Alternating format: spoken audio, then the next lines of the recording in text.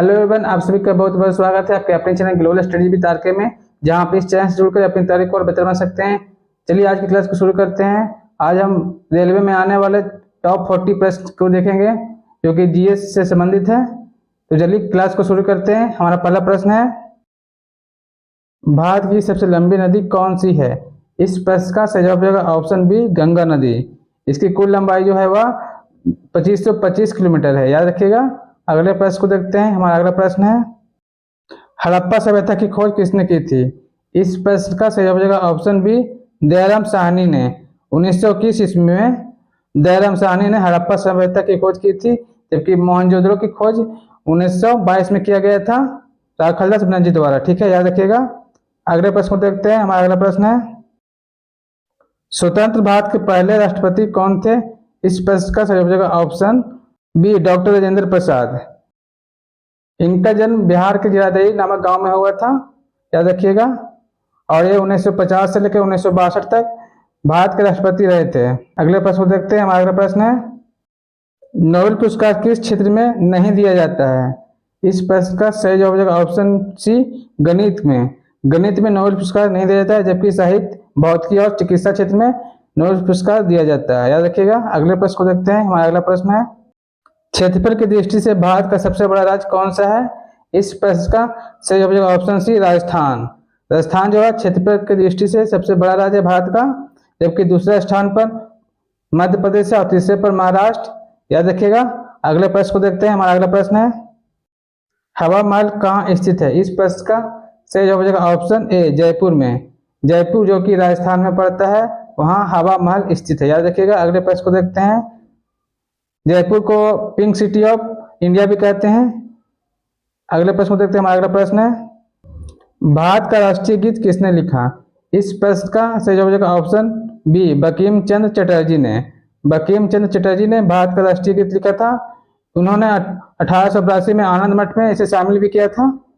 ठीक है, याद रखिएगा। 1882 में आनंद मठ जो उनकी पुस्तक उपन्यास है, उसमें उन्होंने इस गीत को शामिल किया था, याद रखिएगा। अगले प्रश्न को देखते हैं। हमारा अगला प्रश्न है, एक वयस्क मनुष्य के शरीर में कुल कितनी हड्डियां होती हैं?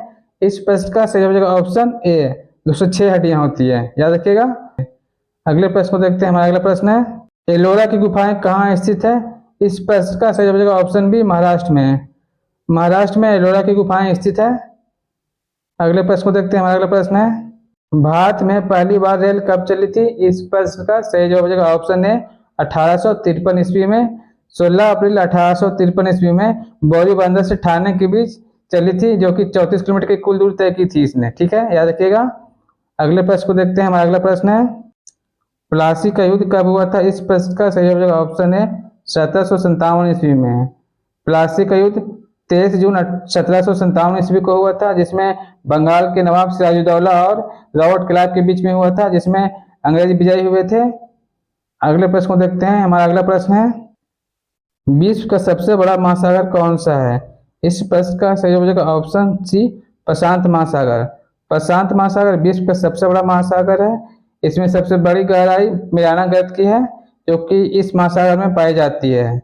अगले प्रश्न को देखते हैं। हमारा अगला प्रश्न है, अंतरिक्ष में जाने वाले पहले भारतीय कौन थे? इस प्रश्न का सही जवाब होगा ऑप्शन ए, राकेश शर्मा। राकेश शर्मा जो थे वह 1984 ईस्वी में अंतरिक्ष में गए थे, वो सोवियत संघ के द्वारा, जबकि 2025 में शुभांशु शुक्ला अभी हाल ही में गए हैं, दूसरे भारतीय हैं वो। अगले प्रश्न को देखते हैं। हमारा अगला प्रश्न है, दिल्ली सल्तनत की पहली महिला शासिका कौन थी? इस प्रश्न का सही जवाब होगा ऑप्शन सी, रजिया सुल्तान। रजिया सुल्तान जो कि गुलाम वंश थी, उन्होंने 1236 से लेकर 1240 तक शासन किया था। ठीक है, याद रखिएगा। अगले प्रश्न को देखते हैं। हमारा अगला प्रश्न है, हल्दी घाटी का युद्ध कब हुआ था? इस प्रश्न का सही जवाब होगा ऑप्शन ए, 1576 ईस्वी में। 1576 ईस्वी में हल्दी घाटी का युद्ध हुआ था महाराणा प्रताप और अकबर की सेना के बीच में, जिसमें अकबर की सेना की तरफ से राजा मान सिंह ने लड़े थे। ठीक है, याद रखिएगा। अगले प्रश्न को देखते हैं। हमारा अगला प्रश्न है, पानीपत का प्रथम युद्ध कब हुआ था? इस प्रश्न का सही जवाब होगा ऑप्शन है 1526 में। इसमें बाबर और इब्राहिम लोदी के बीच में 1526 में पानीपत का प्रथम युद्ध हुआ था, याद रखिएगा। अगले प्रश्न को देखते हैं। हमारा अगला प्रश्न है, भारत का सबसे ऊंचा जलप्रपात कौन सा है? इस प्रश्न का सही जवाब ऑप्शन है कुंचिकल जलप्रपात। कुंचिकल जलप्रपात भारत का सबसे ऊंचा जलप्रपात है। यह कर्नाटक राज्य के शिमोगा जिले में पड़ता है, जिसकी कुल ऊंचाई 455 मीटर है। याद रखिएगा। अगले प्रश्न को देखते हैं। हमारा अगला प्रश्न है, अशोक के शिलालेखों को पढ़ने वाला पहला व्यक्ति कौन था? इस प्रश्न का सही जवाब हो जाएगा ऑप्शन ए जेम्स प्रिसेप। जेम्स प्रिसेप ने 1837 ईस्वी में अशोक के शिलालेखों को पढ़ा था, जबकि अशोक के शिलालेखों की खोज 1750 ईस्वी में हुआ था। ठीक है, याद रखिएगा। अगले प्रश्न को देखते हैं। हमारा अगला प्रश्न है, अकबर का मकबरा कहाँ स्थित है? इस प्रश्न का सही जवाब हो जाएगा ऑप्शन सी सिकंदरा में। अकबर का मकबरा सिकंदरा में स्थित है। अगले प्रश्न को देखते हैं। हमारा अगला प्रश्न है, सत्यमेव जयते किस उपनिषद से लिया गया है? इस प्रश्न का सही जवाब हो जाएगा ऑप्शन ए मुंडक उपनिषद से। मुंडक उपनिषद से सत्यमेव जयते को लिया गया है। अगले प्रश्न को देखते हैं। हमारा अगला प्रश्न है, भारत के संविधान को बनने में कितना समय लगा था? इस प्रश्न का सही जवाब हो जाएगा ऑप्शन ए 2 वर्ष 11 महीने 18 दिन। भारत के संविधान को बनने में 2 वर्ष 11 महीने और 18 दिन का समय लगा था। यह 26 जनवरी 1950 को लागू हुआ था पूरे भारत में। याद रखिएगा। उसी दिन से हम लोग गणतंत्र दिवस मनाते हैं। अगले प्रश्न को देखते हैं। हमारा अगला प्रश्न है, भारत का लौह पुरुष किसे कहा जाता है? इस प्रश्न का सही जवाब हो जाएगा ऑप्शन सी सरदार वल्लभ भाई पटेल को। सरदार वल्लभ भाई पटेल को भारत का लौह पुरुष कहा जाता है। इनका जन्म गुजरात में हुआ था। इनकी विशालकाय प्रतिमा गुजरात में नर्मदा नदी के तट पर बनी हुई है, स्टैच्यू ऑफ यूनिटी के नाम से। ठीक है, याद रखिएगा। अगले प्रश्न को देखते हैं। हमारा अगला प्रश्न है, महात्मा गांधी का जन्म कहाँ हुआ था? इस प्रश्न का सही जवाब हो जाएगा ऑप्शन ए पोरबंदर में। गुजरात के पोरबंदर में महात्मा गांधी का जन्म हुआ था 1869 ईस्वी में। ठीक है, याद रखिएगा। अगले प्रश्न को देखते हैं। हमारा अगला प्रश्न है, स्वतंत्रता मेरा जन्मसिद्ध अधिकार है और मैं इसे लेकर रहूंगा, यह नारा किसने दिया था? इस प्रश्न का सही जवाब हो जाएगा ऑप्शन बी बाल गंगाधर तिलक ने। अगले प्रश्न को देखते हैं। हमारा अगला प्रश्न है, भारत में जीएसटी कब लागू हुआ था? इस प्रश्न का सही जवाब हो जाएगा ऑप्शन ए 1 जुलाई 2017 को। 1 जुलाई 2017 को भारत में जीएसटी लागू हुआ था। अगले प्रश्न को देखते हैं। हमारा अगला प्रश्न है, नीति आयोग की स्थापना कब हुई थी? इस प्रश्न का सही जवाब हो जाएगा ऑप्शन बी 1 जनवरी 2015 को नीति आयोग की स्थापना हुई थी योजना आयोग के स्थान पे। याद रखिएगा। अगले प्रश्न को देखते हैं। हमारा अगला प्रश्न है, भारतीय राष्ट्रीय कांग्रेस की स्थापना कब हुई थी? इस प्रश्न का सही जवाब हो जाएगा ऑप्शन ए 1885 ईस्वी में। 28 दिसंबर 1885 में 72 प्रतिनिधियों की उपस्थिति में स्थापना हुई थी कांग्रेस की।